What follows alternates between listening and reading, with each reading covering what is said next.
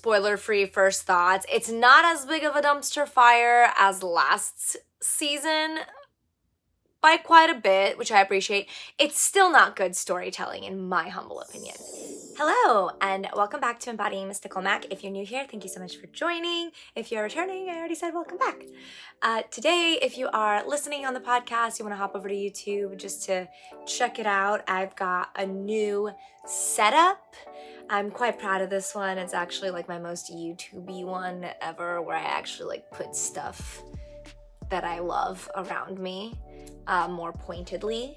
So if you're listening on the podcast, thank you for supporting that medium, and you want to go check it out, just go pop over there. Today, we are here to talk about Season 2, Episode 1 of A Wheel of Time on Amazon Prime. Now, I did see that they released 3 episodes. I have not gotten to the other 2. I just wanted to get this video done so that I can get to those 2 and get those videos done, because this is gonna be a bit of a marathon for me. But I'm excited because in spite of watching something that is so far from the books that I absolutely love to death, I am just genuinely curious to see where they take these brand new directions they've decided to go in. So, I guess like first thoughts, a bit spoiler-free first thoughts. It's not as big of a dumpster fire as last season by quite a bit, which I appreciate. It's still not good storytelling, in my humble opinion, however. And I'll get into why when I start to talk about spoilers. But essentially, just be mindful, and I'll end my spoiler-free review here. Just be mindful that you're not gonna know how these people got where they are when you begin this second season. So that's all I got for the spoiler-free. It's still not worth your time, in my opinion. But in the very least now, they've gone so far away from the books, aside from like a couple of things here and there, that even if you love the books, you can at least rest assured that they're not butchering storylines anymore, because they've gone on completely different directions. So here we go. Let's just go ahead and get into my notes, all right? And we'll talk about the episode like that, I guess, as it unfolds. Oh yeah, for those of you who don't know, I painted these. This is the Flame of Tarvalon, however you want to pronounce it, and the dragon fangs. So this is what the Aes Sedai symbol used to look like before the breaking and before they just got rid of the fang altogether. I've read all the books. I love all the books. If you're new here, it is one of my favorite series of all time. I'm still working on rereading, and once I start my rereading situation, once I'm done with Eye of the World, I'm gonna get up here and talk about it, because the more I watch this, honestly, the more I just want to consume the books all over again. But yeah, if you're someone who does like the show, just know, like, again, this is all my opinion, and you can totally love the show, and if it's for you, I'm so glad. It's not really for me, but at this point, I'm just having fun, asking just basic storytelling questions, because for me personally, the storytelling just is not there. The visuals, the aesthetics, the artistic direction, that is there 1000%.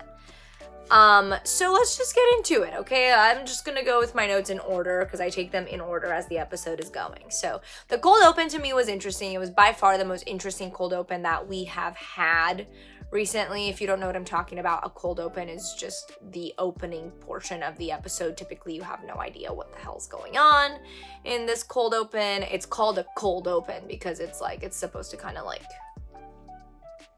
shock you into whatever it is. Not necessarily shock as in that particular emotion. It's supposed to grab you into whatever this episode's gonna be.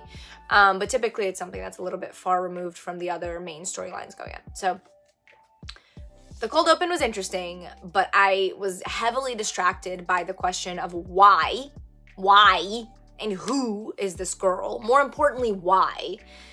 Because this cold open very much appeared to be the prologue, I think, in The Great Hunt, which we have this dark friend. Oh, spoilers for the episode, spoilers for books potentially. you've been warned. Which we have this dark friend, I believe his name's Bors, and he attends a meeting, like a dark friend meeting, right? And there's like a black sister there, a black Aja sister there, there's a Shinaran soldier there, there's, you know, he describes like the people there, and of course Ishamael is there leading the meeting. And instead of getting this perspective or like getting a meeting at all, so we have any idea who these people are, what they're about, like we can tell that they're evil because they're with the evil guy, but if you really want to like milk the most out of that moment, it's just, it feels better to just give us the meeting. We don't even have to see their faces because their faces were like shrouded in black hoods. And that's fair because like they're not supposed to know who each other is, but we should have had actual talking. We should have had a meeting. We should have had a little bit of information of what's going on. The only thing that we really got out of there before Ishamael did his thing with the, you know, like showed the little girl the Trollocs basically, was something about how Rand al'Thor is the dragon. So we've confirmed that, but we already knew that as of last season. So again, more importantly, why is the girl? Not necessarily like no issues with the girl, but just why are we seeing this through her perspective? What's Moiraine up to, and why is she carrying and heating her own bathwater? Now, I did realize a little bit later that she's staying with Perrin and Adelaus, and I think their warders, no, this is annoying, because in the books, Adelaus and her sister, whose name I forget right now, share a warder, and I think what the show is trying to do is just get rid of Adelaus' sister altogether and make Adelaus and Perrin share a warder. I think his name's Tomas, but I don't know. Whatever. It's a adaptive choice that I've no idea if it'll have any like repercussions or anything at all. But it did occur to me that there may not be, you know, servants, I guess, where they stay, because it's kind of like a remote not little house per se, but like a remote house, and it's not, you know, super opulent or anything like that. However, I would imagine that from a character perspective, Moiraine has so much to be worrying about. She has so much to be trying to figure out. Even having been stilled, which apparently she was just fully stilled. Even having been stilled, she still has so much to figure out, so many things to work through. Why wouldn't she just, for the mere sake of time, why wouldn't she allow Lan to go fetch her water? Like, I get it in the sense of like the vibe I got from the scene is like, oh, this is Moiraine putting one foot in front of the other and like pulling up her big girl boots or whatever the hell it is. But to me, it just, in the face of, if they're really gonna go with this narrative, which they are 100% going with this narrative, the last battle is upon us right goddamn now, it just makes absolutely no sense to me for Moiraine to be wasting time fetching her own fucking bathwater. Like, I get what they were trying to do. They shit in the face of her character and the story they were trying to tell while doing it. Like, it was a minor choice that, if you at all believe Moiraine to be someone who's a time is of the essence woman, like no time to be wasted, blah, blah, blah. And she's an Aes Sedai. So she's used to being treated pretty much like nobility. There is absolutely no reason she's fetching her own fucking water. Okay, anyways, let's move on. Perrin looks dope. She looks right. I appreciated that. The Tower 3 Grain's Eyes is probably my absolute favorite part of this whole thing. I really appreciate that scene with Alana and the girls in the kitchen and the water, and the whole teaching of weaving water and earth together to clean the water. I appreciated that scene for a few reasons. One, right before that, we had Nynaeve and Egwene talking to each other. And, Egwene is trying to basically tell Nynaeve that, like, being a novice is a rite of passage. And Nynaeve, of course, being Nynaeve, being stubborn, being impatient. She can't channel a lick because she's got an anger block. But, she's impatient as hell to get to lessons. So, yeah, okay. And Egwene is trying to kind of, like, instill a little bit of that wisdom and, like, hey, it's a rite of passage, like, every Aes Sedai has done this, yada yada. And right after Nynaeve is done complaining that they never get any real lessons, Alanna comes in and commences the lesson with the water. So I thought that was, one, really timely and really awesome. It gave us an idea that, like, in the tower, like, there is this rite of passage, but it's also not being done willy-nilly, right? Like, she just took this opportunity of, like, they're cleaning things and there's dirty water, and boom, now we have a lesson impromptu, which is fine. I also appreciated the magic system development there, because we have seen them weave things together, but we haven't quite seen them break it down in a lesson format. So that was pretty cool. The assignment of, drinking the water. And then, of course, Nynaeve, we get this fun character development of Nynaeve, because I read the books, so I know that Nynaeve is stubborn and hard-headed and just refuses to bend to anyone, right? So I knew from the get, I'm like, oh, this bitch is gonna drink the dirty water. And she does, and it's a great moment. Great moment. Lovely character development, lovely magic system development. I appreciated that.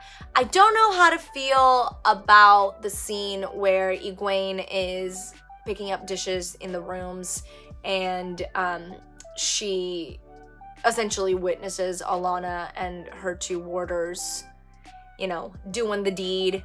I don't hate that moment. I also don't love that moment. I'm not gonna go as far as to say it was completely willy-nilly and unnecessary, because it is very well known in Aes Sedai culture, essentially, that green Aes Sedai tend to favor multiple men simultaneously and things like that. And they tend to have more than one warder for battle reasons, because they are the battle Aja, but also because there's something about the women that go into that Aja that they are just more expressive in that way. And that's just kind of something that's known.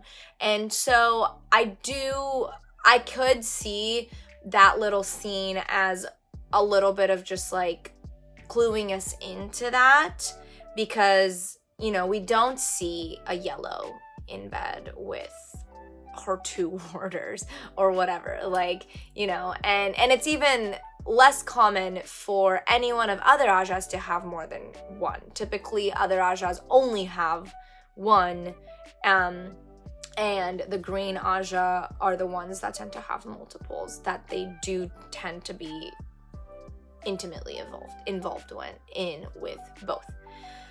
So yeah, I could see that as, like, cluing us into that. What I don't appreciate is that it also kind of seemed like the scene was trying to serve a purpose of showing how, like, uptight Egwene is. And, like, that's fair. She is very uptight when it comes to, like, wanting to follow the rules and this and that and whatever, putting all her ducks in a row.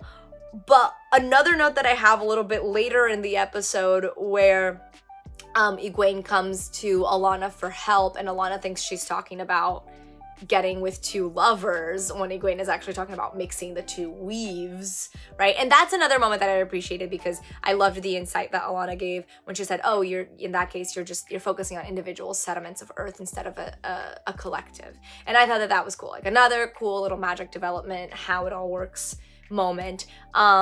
But before that, we have the moment where Egwene is, like, increasingly uncomfortable by the spicy conversation. And I wrote down this note that I'm just gonna bring up to this point in the video right now. Like, because I do feel that little intimacy between Alanna and her warders that Egwene witnessed kind of served to show us that she's uptight. And fine, like, she is uptight, just like I said, but she shouldn't be uptight in this way, because she and Rand freaking did it last season. And like, neither of them were prudish then. Like, neither of them were super uncomfortable then. So like, why is she super uncomfortable around this now? Like, it's one thing, you know, the moment in the kitchen when Alana says, like, you have 2 good hands, use them. And Egwene is being stubborn and not wanting to use her hands because she wants to be able to weave the power just with her will, right? That is a perfect way of showing how uptight Egwene is. To not only like follow rules, but also be the effing best. That from the get, she's not even gonna allow herself her hands, which by all means is not even a crutch, right? Like most Aes Sedai use their hands to weave.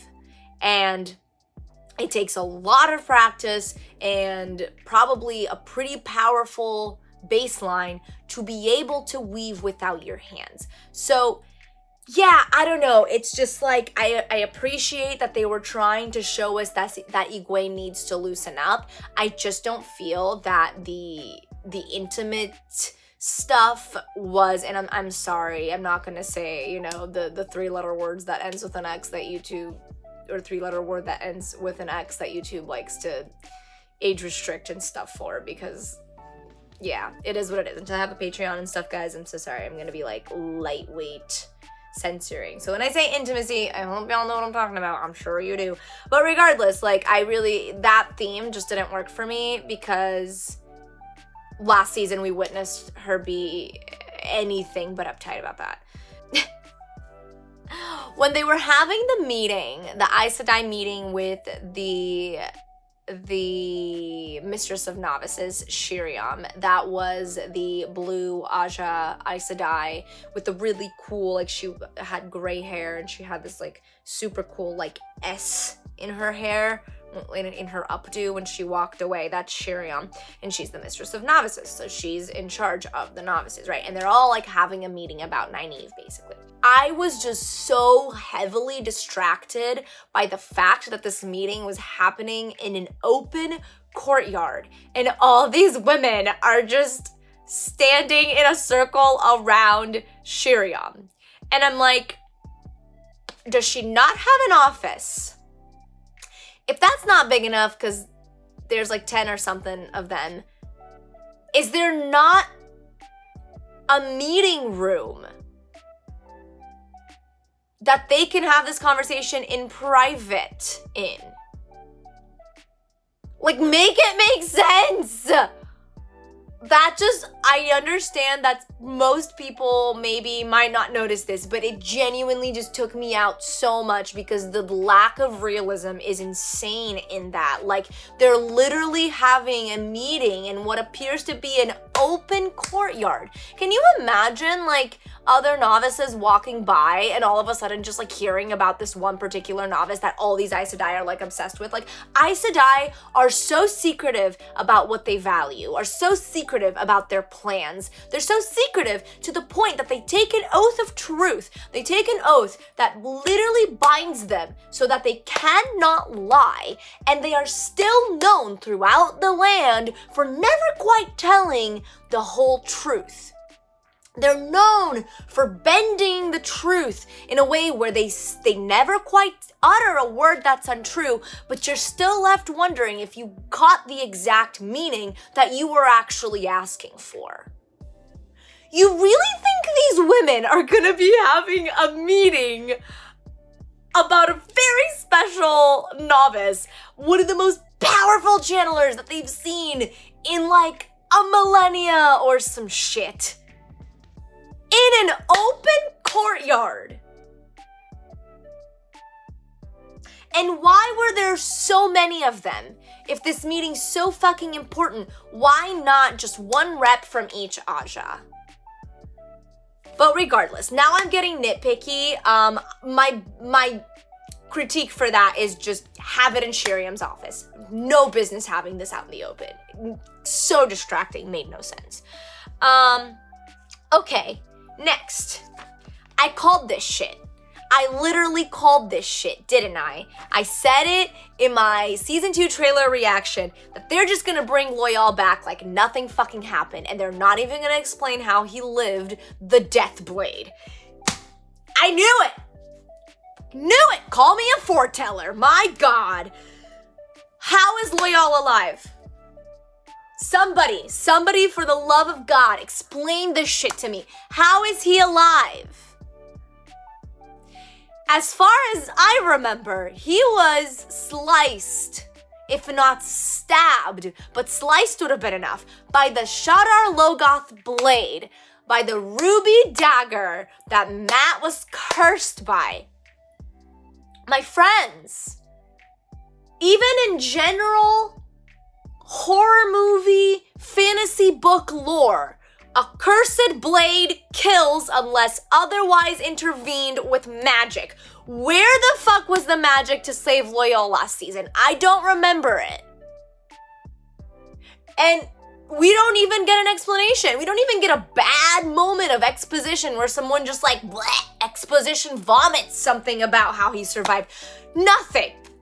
What an insult to the fucking audience. I'm just gonna leave it at that. I love Loial for the sake of the story, at least if they're sort of trying to kind of sort of tell the ending how it's supposed to. He's gonna have to live. However, I'm just angry he's alive because by their own rules, he shouldn't be. Ugh. I really didn't want to get this worked up. But alas, we're here. Okay. Elias's eyes, yeah, they look like a Twilight vampire's eyes. That's all I'm gonna say. Why can Perrin see the past imprint of a place? Why do these people just keep throwing abilities into the ether that are not well motivated and not well explained? Or not even attempting to explain? Like, it'd be one thing if there were wolves around and you could tell that Perrin was sharing their senses. But you can't do that because we would have had to have Elias already to explain to Perrin what's going on. And we should have met Elias if they were going by the books. We should have met Elias last season when he met the Tuatha'an, the traveling people. And since we didn't, the Wolf Brothers stuff didn't really get very developed. So there's absolutely no reason that Perrin should be perceiving anything magical in that moment. At best, maybe he's sniffing things. He smells the scent of battle. He smells the scent of blood. Showing us visually like he's seeing imprinted energy of the past is not that. And again, I would forgive it if it was, oh, he knows about the Wolf Brothers stuff because Elias has had time to explain it to him and he's communicating with the wolves and the wolves are essentially communicating what went down there. That I can buy. That I can explain. That I am cool with. What they did there to me is just like adding an ability that they may or may not explain. I don't know. But to me, like, again, that's super distracting. If I was someone who had no idea, like, who didn't read the books, have no idea what's going on, I'd be like, wait, what is going on? I thought he just had, like, something with wolves, but now he can, like, see the past. Like, yeah, I don't know. I don't even want to think about how I'd be following this shit along if I hadn't read the books. So the little girl from the beginning is the one who escaped that massacre that Perrin witnessed. And then I found myself asking if there were Dark Friend Tuatha'an in the books. I genuinely don't remember if the traveling people ever had anyone be a Dark Friend. But I imagine that probably, since, like, there are dark friends of absolutely all kinds, but I just don't know. Bael Doman looks right. I appreciated the scene, the haggling scene with Moiraine. Oh, yeah. I don't know why the seals are so big. I think I said this last season. I don't know why the Dark One seals are so goddamn big. They're definitely not gonna deal with them the way that the book dealt with them if they're that big. Those of you who have read it know why. Okay, next. Why the scene between Nynaeve and Alana's warders? Why is a novice training with warders? I ask this question because I don't even think that's allowed in the book, for one. But regardless, okay, so maybe in the show it's allowed. Regardless of this, I still take issue with this scene for a few reasons. One, why is Nynaeve more comfortable talking about her struggles with these warders than she is with the Egwene that knows exactly where she came from, grew up exactly how she grew up, can relate to her on so many more levels? Or why aren't we using this as an opportunity to bring another Aes Sedai that we don't know very well a little bit closer in by having her have this heart-to-heart with Nynaeve? Like, it just feels very out of place to me to have Nynaeve confide in these warders, especially Alana's warders. Like, it's not even like she's confiding in younglings who aren't attached to any particular Aes Sedai. Because Nynaeve doesn't inherently trust Aes Sedai. Like, she goes to the tower essentially begrudgingly. She goes to the tower. She even says so in the show last season, like, that she's gonna become an Aes Sedai so she can take down Moiraine for taking the Two Rivers youth out of the Two Rivers. Like, she doesn't trust them. So why the fuck is she confiding in two men that literally share a mind with her? Like, it just does not make any goddamn sense to me. And then another reason I have an issue with this, it makes these warders look like glorified lovers, the way that the conversation goes. Like, oh, why are you here? I fell in love with an Aes Sedai. Why are you here? I fell in love with a warder. It's just like, no, like, men who decide to be warders go because they want to be the ultimate soldiers, because they want to be like the ultimate fighters, the ultimate fighters on every level, emotional, physical, mental. Like, the Aes Sedai bond also strengthens these men in ways that amplifies their will to be the best in this way. So it's like, falling in love is by no means a requirement. A lot of warder Aes Sedai bonds happen like Moiraine's in Lands, where they clearly have love for each other, but they are not in love with each other by any means. And that is not, like, romance or any of that isn't a part of it. And like, women come to the tower to become Aes Sedai, to become sisters. Men come to the tower to become, like, ultimate warders, not because they fell in love with people. Like, I get that that's a perspective, but I just kind of feel like they just haven't really done much to, like, give us a full picture of the warder Aes Sedai bond. And this conversation just didn't help for me. I also didn't appreciate the forced queer representation. Like, I am queer myself. Like, check out my little pride book right there. Like, I'm bisexual and I love seeing queer representation in things. But it does kind of, like, get to me a little bit when it just seems like they kind of tossed it in there just because. You know what I mean? Like, already I don't appreciate the conversation because it's making warders seem like glorified lovers. And then you kind of have to, like, add this, like, bad writing, bad first ideas, joke making, you know, about, like, I fell in love with a man, and I fell in love with a woman. And I'm just like, great, now we've got forced LGBTQ plus representation. Like, could you just, like, I don't know, man. It could have been done more tastefully. It could have been done better. This scene should have not existed at all, in my opinion. This should have been a heart-to-heart with Egwene or another Aes Sedai, or not Aes Sedai, or another novice that Nynaeve trusts. That's just where I stand. Okay, lastly, but goddammit, most important, are you ready? How in the motherfucking hell does Nynaeve have time? Oh wait, those of you who read the book, you know exactly what I'm talking about. Novices barely have time to sleep. They barely have time to bathe. They barely have time to get themselves together for absolutely anything because those bitches are just inundated with manual labor. That is part of being a novice, which we saw a little bit of in this episode.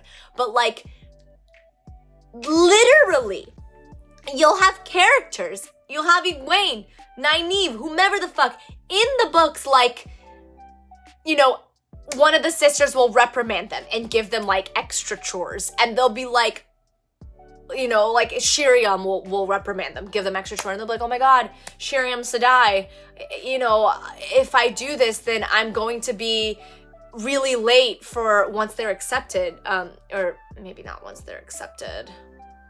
I don't know, I think only accepted do privates. But regardless, like, I specifically remember a moment where, like, one of our characters, I'm pretty sure she was either an accepted or a novice, and she had lessons with a particular Aes Sedai that would be very upset if she was late, and she ended up getting some punishment that would have added to her workload. And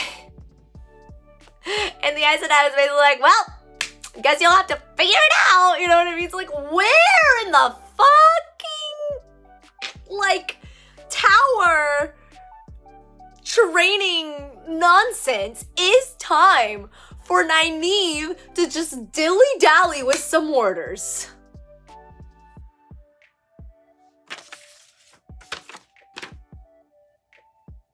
Let's just move on. Okay. Oh yeah, here we go. My note.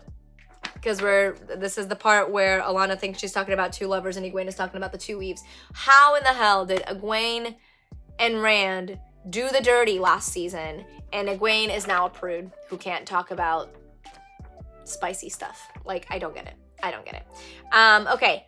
Why are we just turning Lan into this, like, emotionally...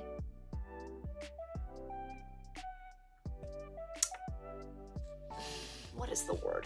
Why? Okay, let me just rephrase. Why does Lan lose his composure so much? Like, I'm refraining from asking why is Lan so emotional, because it's not about that. My partner very much educated me that stoicism is not about ignoring or suppressing your feelings. It's about dealing them with a specific way that is due to the philosophy of Stoicism. Now, I don't know a whole lot about the philosophy of Stoicism, but I do know that Lan very much, and most orders, practice that philosophy of Stoicism, but Lan definitely does. And at least the character I got to know in the books. It's not about him lacking in emotion. Like, meaning it's not about showing him not displaying emotion. In my opinion, to depict this well, it's about showing him displaying it in very micro expressions and in very small ways that have big echoes. So a good example of like a micro expression that I often see to depict excessive emotion in a character that is typically very stoic, especially male, is like when men have this like kind of like their jawbone. I can't even do it. It's kind of hard to do it. I don't really have it, but some actors just have a very pronounced kind of like muscle right here, and when they tense their jaw, you can see it.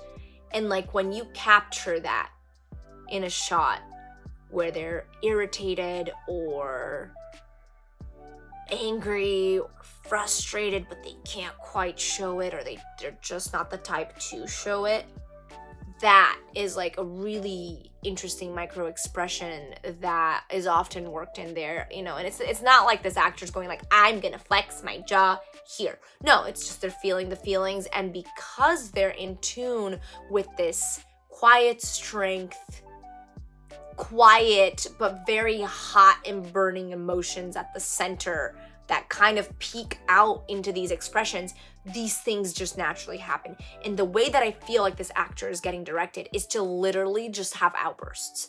And it just, it's not even that I'm attached to the version of Lan that I read in the books. Like, yeah, of course there is an attachment to that because I do absolutely love his character. But it's also the fact that the kind of man that they're trying to make us believe Lan is completely at odds with this, like, angsty teenager who has outbursts because his Aes Sedai won't talk to him. Like, he loses so much credibility, in my opinion, by acting immature. That's what it is. They're like leading him to act in immature ways. And there's a way to show this tension while he still acts in a mature manner, and you still have like a lot of respect for how much composure and control this man has. Because in the show, he honestly doesn't have that much. And it's very disappointing. I just kept laughing at how we keep trying to make Layla happen. I swear to God, I feel like Layla, remember that wife we fridged for Perrin? That was completely unnecessary. Yeah. I feel like Regina George telling Gretchen that fetch isn't going to happen. Like, stop trying to make Layla happen. It's not going to happen. She was a bullshit character that got bullshit fridged. Perrin did not need her whatsoever, and that was the beginning of your fucking end and mistakes, Amazon. But anyway, fine. Try to make Layla happen. Probably heard her name more than freaking Rand's this last episode. Okay, so Matt's a prisoner of the Reds now. To be continued. I have no idea. Yeah, they're really, really egging Leandrin on to be a bitch and a half, which she is. So I guess that served to show that. Rand's fake death was a horrible choice. Absolutely horrible choice. Absolutely. I don't understand why we had to tell them that he died. Don't get it. He could have just told Moiraine to be like, tell them I left. Tell them I did my duty and now I'm free and I left. You know what I mean? Like, yeah, I don't know. Bad choice. Already having bad repercussions, in my opinion. Dumb. Okay, so now Lan is a sad puppy, and their relationship is goofy AF.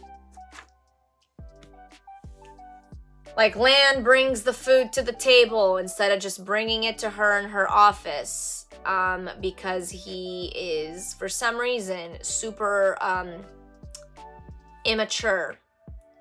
And for some reason, this woman that he's had this bond with forever, now because he can't, hear her in his head anymore, suddenly he just doesn't know how to deal with her anymore and is just totally stumped, And I'm sorry that their entire bond is a motherfucking joke. It's a joke. I hate it. I really hate it because that is one of my favorite parts of this story, and they're one of the best examples, one of the best lenses for which we can look at the Aes Sedai warder bond through, and it's just getting torn to pieces, in my opinion. I can't. To tack on to that, Moiraine, again, choices that just shit on Moiraine's character, okay?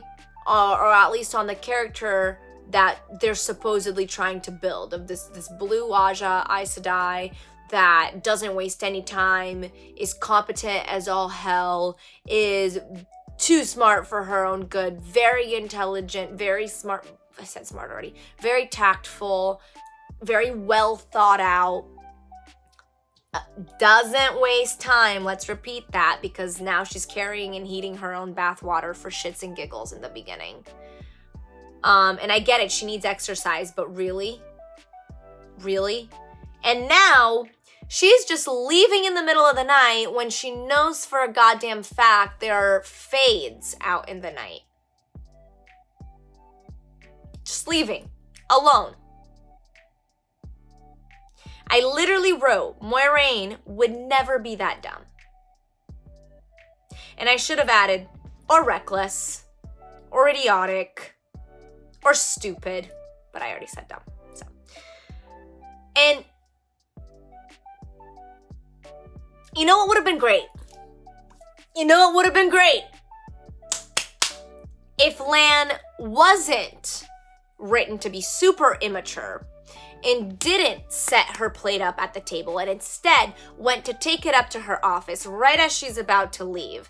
And he talks her through, like basically talks her off a ledge, talks her off a moment of weakness where she's about to brave it out in the night in spite of being stilled and all this stuff, knowing there are fades out there, all this stuff. And then they have this moment of like reconnecting, getting back into it. Because I understand that it may be very difficult for him. It is very difficult for him to deal with her now that she's been stilled, right? They don't have the mental thing, the magic bond to fall back on. It's a relearning. I totally get that.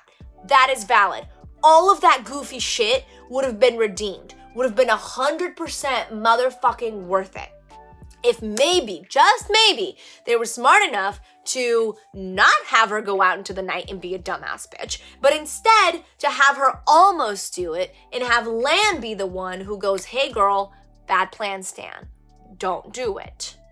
I know that you're hurting. I know that this happened. I'm still here for you. It doesn't matter if, you know, you can't wield the power anymore. Like, we still got this. We're still gonna do this. Be smarter than this. That would have redeemed all that goofy fucking behavior for me. But nope. Instead, they are saved by Adelaus and Varen and Tomas, and cool fire sword, by the way, Tomas. And yeah. And then my final note is Lan and Moiraine's bond is a joke. Because it fucking is. And we got basically nothing of Rand.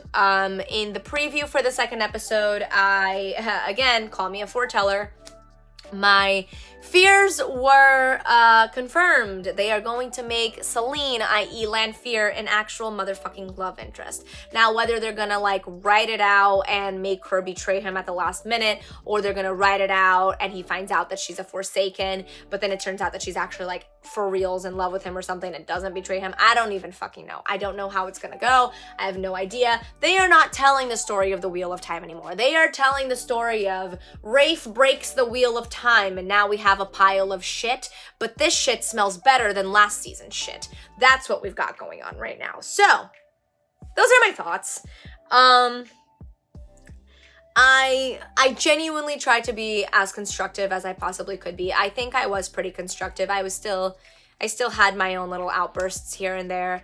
But genuinely, at this time, it's not even because they're not necessarily keeping to books. It's because whatever they are trying to do, it feels like they're trying to cut off their nose to spite their face half the time.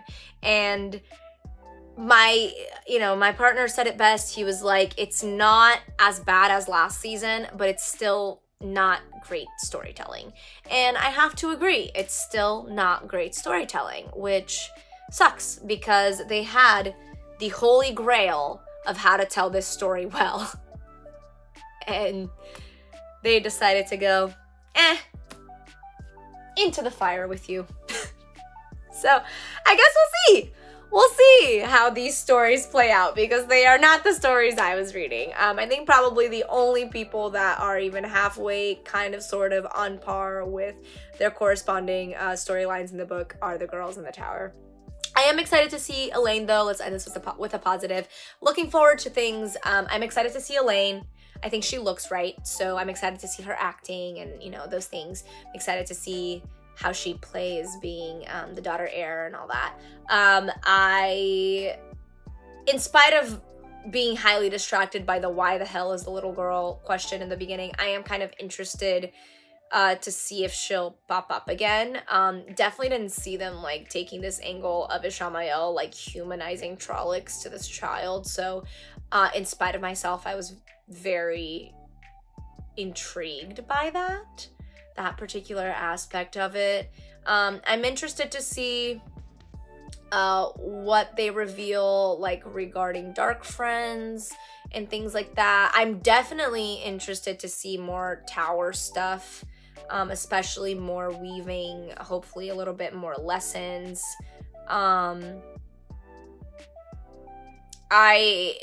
Matt's one of my favorite characters, and there are certain things that they could potentially like still make happen for him that correspond to the books. So I'm kind of interested to see how they develop his storyline.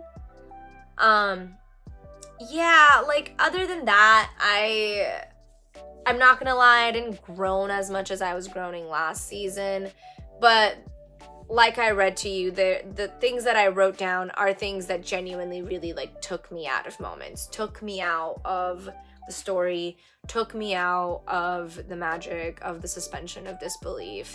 And it's just not good storytelling when there's even like one or two of those things, much less basically one like every scene, you know? Not entirely, but for the most part, basically. So yeah, that's what I got for you. You got a double feature today, so if you haven't checked out the season 2 trailer reaction, go check that out. And I will be getting out the season 2 episode 2 commentary as soon as I can for you, as well as season 2 episode 3 commentary as soon as I can for you, because I imagine they'll be releasing episode 4 this Friday. So yeah, thank you so much. If you've made it this far, please like this video, please subscribe to the channel, and please click that bell, because I do post regularly, but I don't post on a schedule, so the bell is really, really helpful, so you know exactly when my videos come out, especially since I'm gonna be posting videos as each episode comes out. And like, I also have some backlog content that I'm gonna be posting in addition to the Wheel of Time stuff, so the bell is really helpful. It also helps this channel grow, it helps put my videos in front of more people, which helps me become more financially independent as a content creator. So all of that is incredibly appreciated. A comment is also super appreciated. Let me know what you thought of the episode. Let me know what you thought of my commentary. Just be kind. We're all humans here, you know. As far as I know, we all have feelings, and we could all use to be kind to each other. Thank you so much. If you would like to financially support me, Venmo, PayPal stuff is down below. You could book a tarot reading as well. You could check out my affiliates. I only have 2. And if you want to follow me on the social media, you can find me at Embodying Mystical Mac. I'm mostly very active on Instagram, but I do have a TikTok if you want to check that out.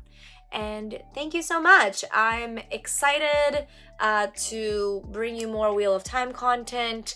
I've got my little yellow Aja shawl here. I've got my paintings, of course. And let me know what you think of this setup. If anything, comment and let me know what you think of the setup, because I'm kind of excited about it, and I kind of think I'm gonna keep it, especially for the Wheel of Time stuff that we've got going on. So, yay! Stay mystical, stay grounded. Thank you so much for being here. I'll catch you next time. May you always find water and shade. Bye.